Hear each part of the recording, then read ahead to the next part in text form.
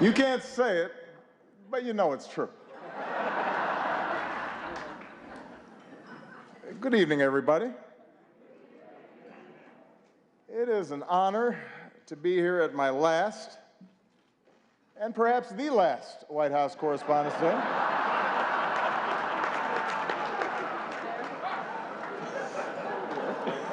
You all look great. The end of the Republic has never looked better.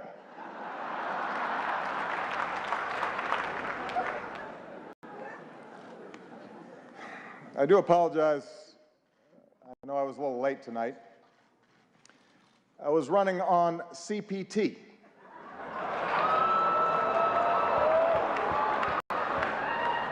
Which stands for jokes that white people should not make.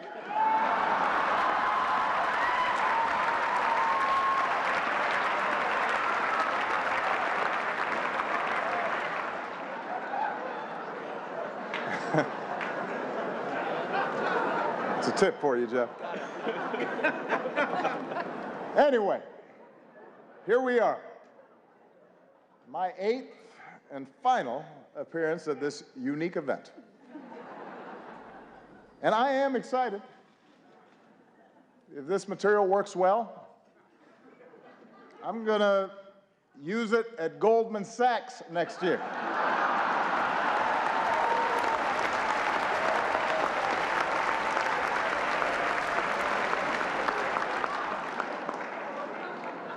Earn me some serious Tubmans.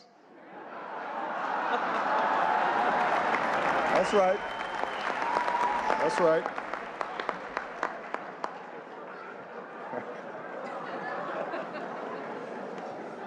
My brilliant and beautiful wife, Michelle, is here tonight.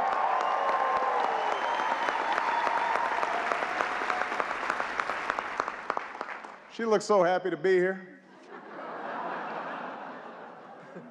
That's called practice.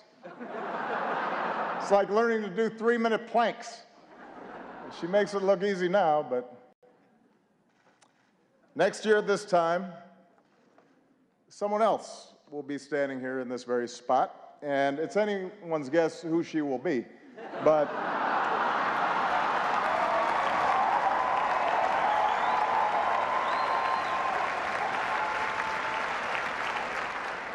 standing here, I can't help but be reflective, a little sentimental. 8 years ago, I said it was time to change the tone of our politics. In hindsight, I clearly should have been more specific.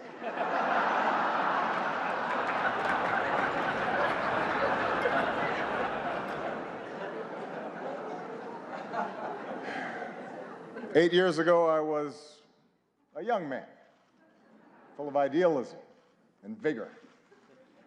And look at me now. I am gray, grizzled, just counting down the days till my death panel.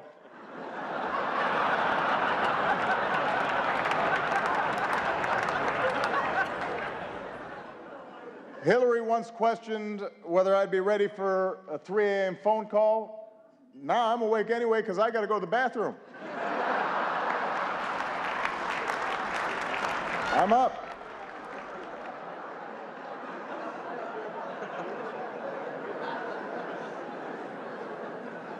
In fact, somebody recently said to me, Mr. President, you are so yesterday. Justin Trudeau has completely replaced you. He's so handsome, he's so charming. He's the future. And I said, Justin, just give it a rest.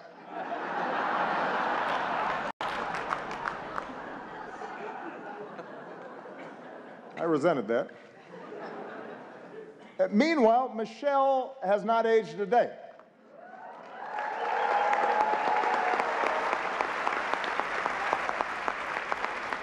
The only way you can date her in photos is by looking at me. Take a look. Here we are in 2008. Here we are a few years later.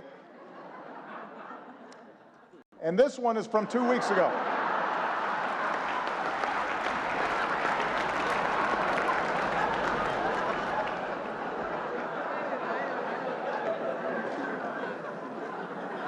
So time passes. In just 6 short months, I will be officially a lame duck, which means Congress now will flat out reject my authority, and Republican leaders won't take my phone calls. And this is going to take some getting used to. It's really going to, it's a curveball. I don't know what to do with it.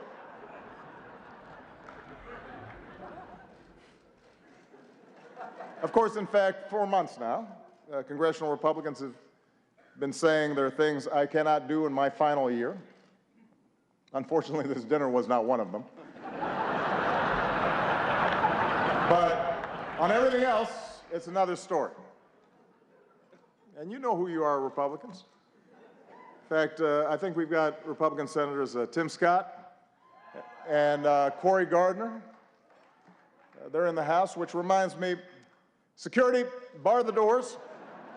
Judge Merrick Garland, come on out. We're going to do this right here, right now.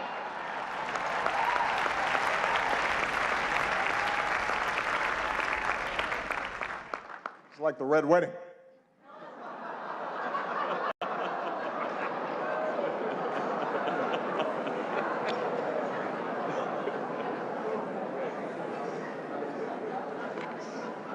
But it's not just Congress. Even some foreign leaders, they've been looking ahead, anticipating my departure. Last week, Prince George showed up to our meeting in his bathrobe. That was a slap in the face.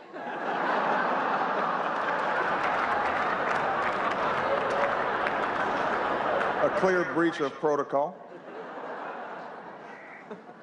Although while in England, I did have lunch with Her Majesty the Queen, took in a performance of Shakespeare, hit the links with David Cameron, just in case anybody is still debating whether I'm black enough.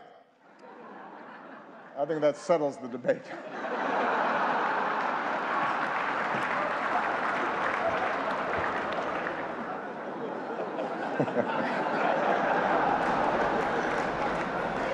I won't lie. Look, this is a tough transition. It's hard. Key staff are now starting to leave the White House. Even reporters have left me. Savannah Guthrie, she's left the White House press corps to host the Today Show. Norah O'Donnell left the briefing room to host CBS This Morning. Jake Tapper left journalism to join CNN.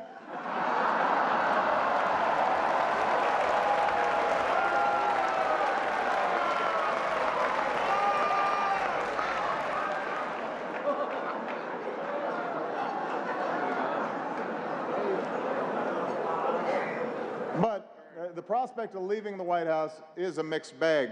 You might have heard that someone jumped the White House fence last week, but I have to give Secret Service credit. They found Michelle, brought her back. She's safe.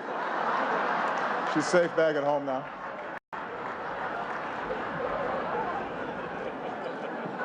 It's only 9 more months, baby.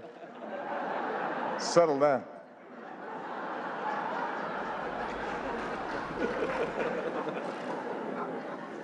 And yet somehow, despite all this, despite the churn, in my final year, my approval ratings keep going up.